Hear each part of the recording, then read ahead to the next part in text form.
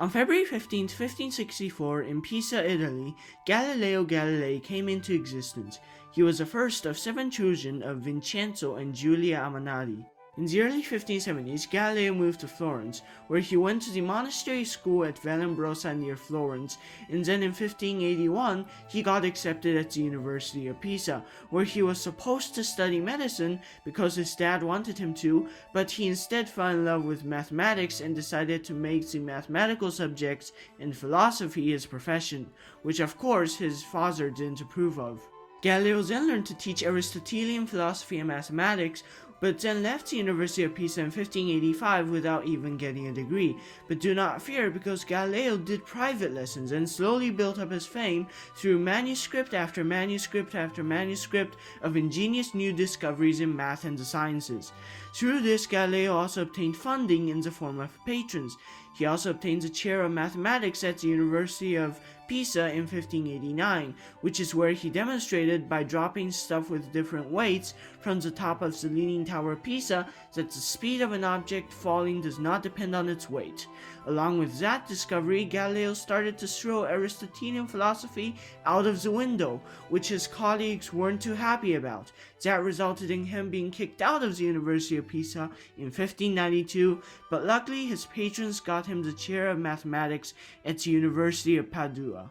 In the midst of his busy life, he continued to break Aristotelian philosophy and uncover more accurate descriptions of our world. By 1609, he had determined that the distance fallen by a body is proportional to the square of the elapsed time. In other words, the law of falling bodies, and also that the trajectory of a projectile is a parabola. However, in the spring of 1609, Galileo heard about an instrument invented in the Netherlands that showed distant things as though they were nearby, basically telescopes. By trial and error, he figured out what made the invention work in no time, taught himself how to grind lenses, and made more and even more powerful telescopes. In August of that same year, he presented his 8X telescope to the Venetian Senate, and was rewarded twice the salary and life tenure. But Galileo didn't stop there.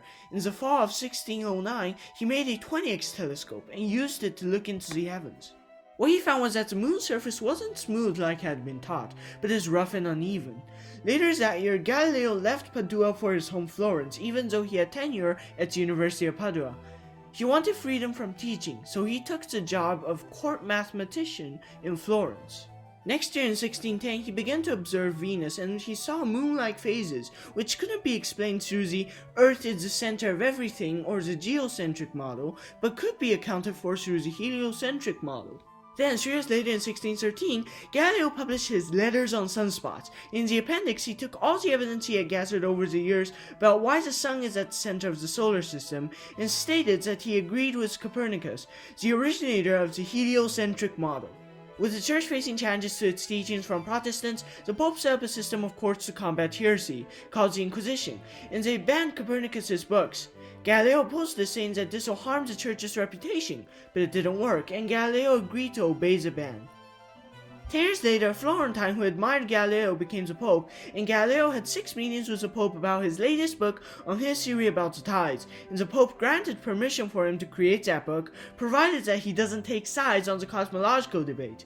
For the next 6 years, Galileo worked on this book, and at the end it became a fictional dialogue between Salviati, who gave Copernicus's views, Simplicio, who gave the Aristotelian Ptolemaic views, and Sagredo, an interested layman.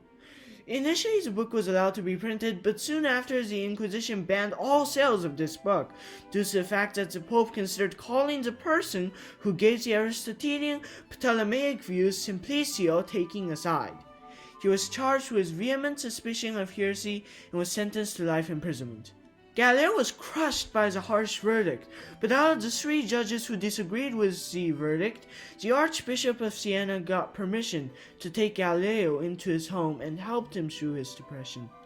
Later, Galileo got permission to go back to his villa, with representatives from the Inquisition guarding him, basically a house arrest. In his last years, Galileo published a book in Holland, summarizing all of his ideas. He died on January 9, 1642 in Florence at the age of 77.